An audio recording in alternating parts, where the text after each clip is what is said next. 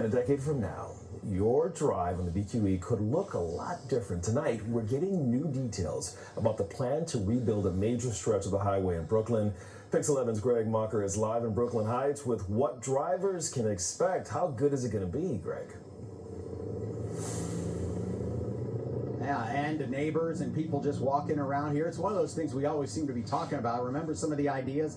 Build a tunnel, tear the whole thing down, create some kind of level of park here. The city did make some changes as they've been talking about this. Remember, it used to be 3 lanes. Now it comes down to 2 here. There's some weight restrictions in place. We're getting a better idea of what this is going to look like when the work begins in 2030.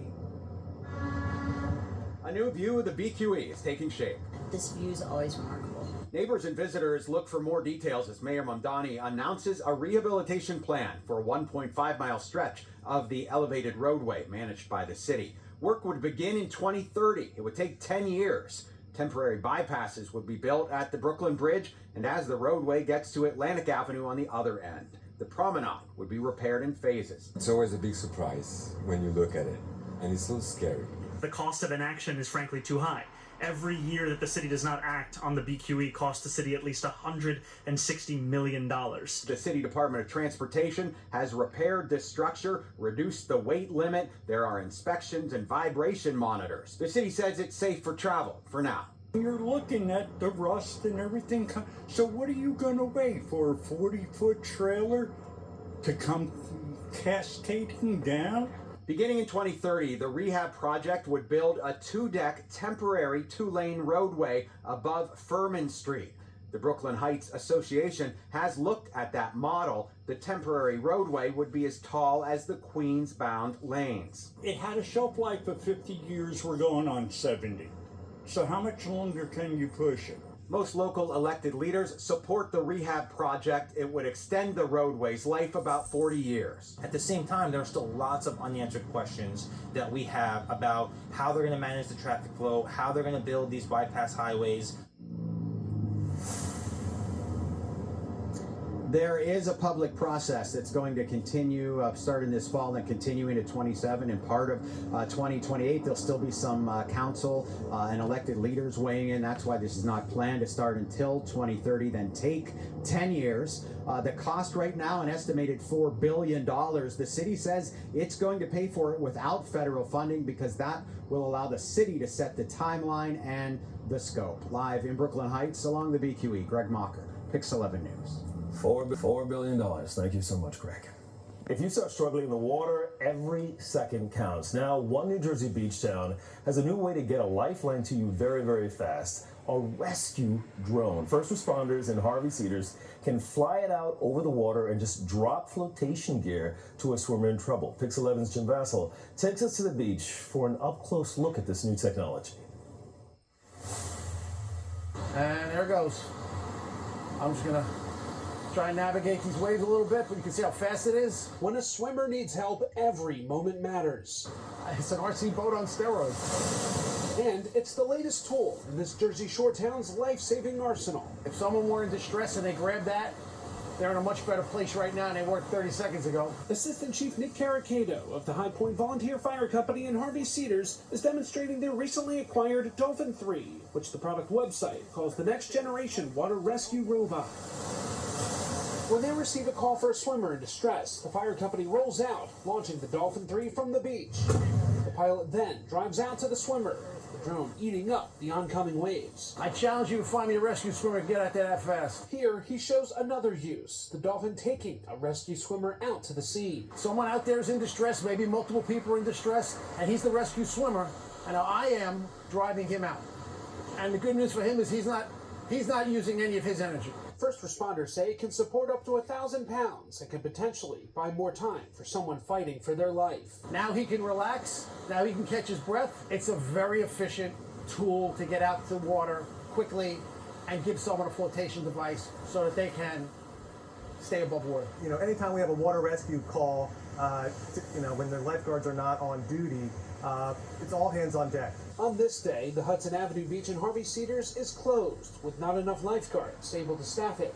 First responders say it's another reason they're happy to have this drone. As you see this time of year, come late August and September and October, when the water's beautiful and the weather's nice, and our lifeguards go back to school and go back to their wintertime lives, we rely on the fire company and a piece of equipment like this to help save lives. While many of the firefighters are still being trained on how to use it, the Dolphin 3 is already in service, ready to roll out when called upon. It was not an inexpensive acquisition. It was about $10,000 all in. But I think that to a man, we've all said that if this saves one life, it's worth 10 times that amount. In Harvey Cedars, Jim Vassell, Pix 11 News. So I want you to pay close attention to this video. It was posted to TikTok. This was the BQE in Brooklyn Heights Sunday morning. Heavy rain left part of the expressway underwater, making for a rough ride for drivers who were just trying to get through. Flash flooding hit several parts of the city. It was rough this weekend. Mr. G is here with a look at the forecast, but right now, it's looking much better.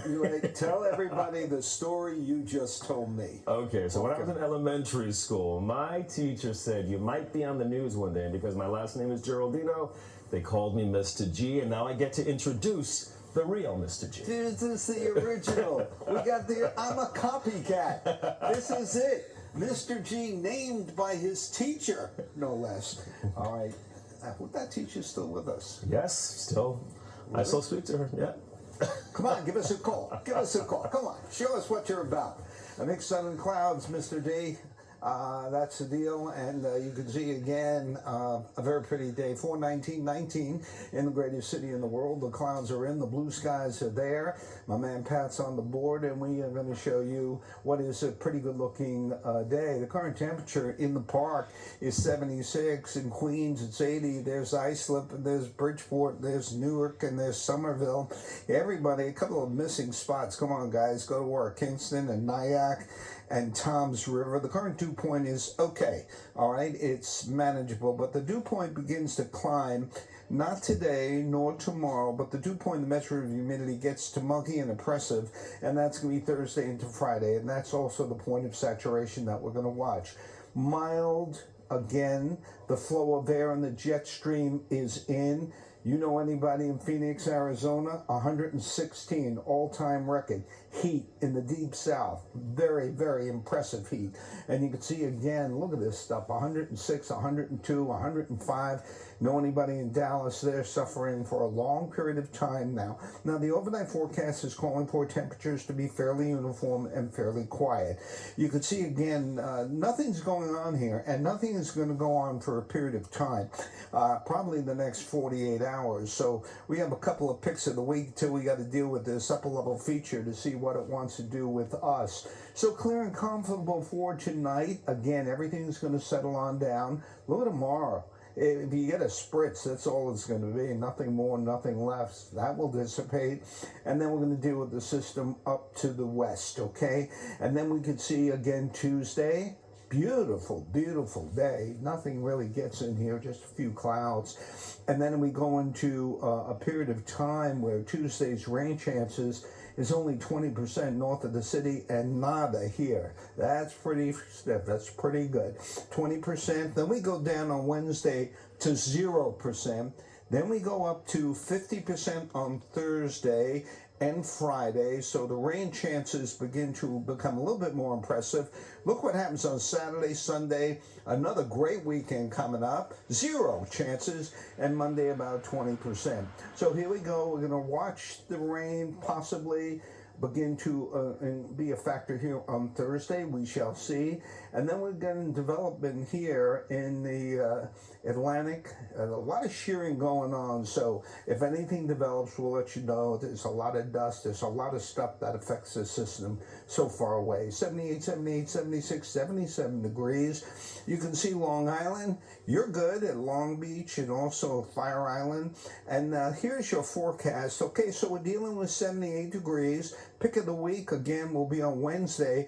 A couple of storms around Thursday night into Friday early. The skies could brighten up on Friday in the afternoon. Another sensational weekend for Saturday and Sunday. And Monday, mixed sun and clouds. Temperatures are going to be in the lower 80s. This is a pretty good-looking forecast, and we'll spell it out more in detail and the 10-day forecast later on. Oh, I can't wait for the weekend. Thanks so much, Mr. G. Jackson Township raving for Rheas.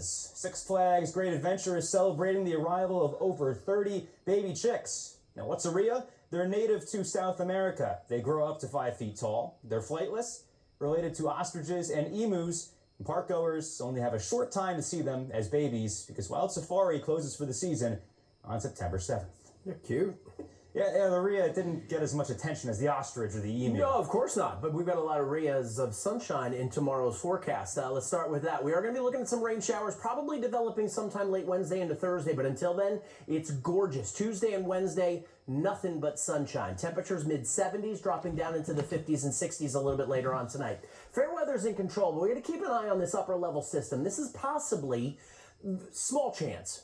But we're looking for a lot of sunshine tomorrow. Temperatures warm into the lower 80s. There is an opportunity here with some of this energy. We might be dealing with a few on again, off again, widely scattered instability showers for tomorrow afternoon. I don't think it's going to materialize into much or any problem, but don't be surprised you go from sunshine to a threatening looking cloud, and then we're back to clearer weather. I mean, it's looking great on Wednesday. Lots of sunshine there. Daytime high temperatures probably about a degree or two off of where they should be for this time of year. The weather begins to change late Wednesday. We'll notice more cloud coverage. We'll start off Thursday morning on the overcast side, but just after that morning commute, it looks like we'll be dealing with some rain showers and some isolated thunderstorms. That will likely carry you through the majority of your Thursday afternoon and Thursday evening. There could even be some instability showers early on Friday, but hopefully we'll get rid of that and we'll be dealing with lots of sunshine going into the upcoming weekend. I'll have more details on that New Jersey forecast coming right up.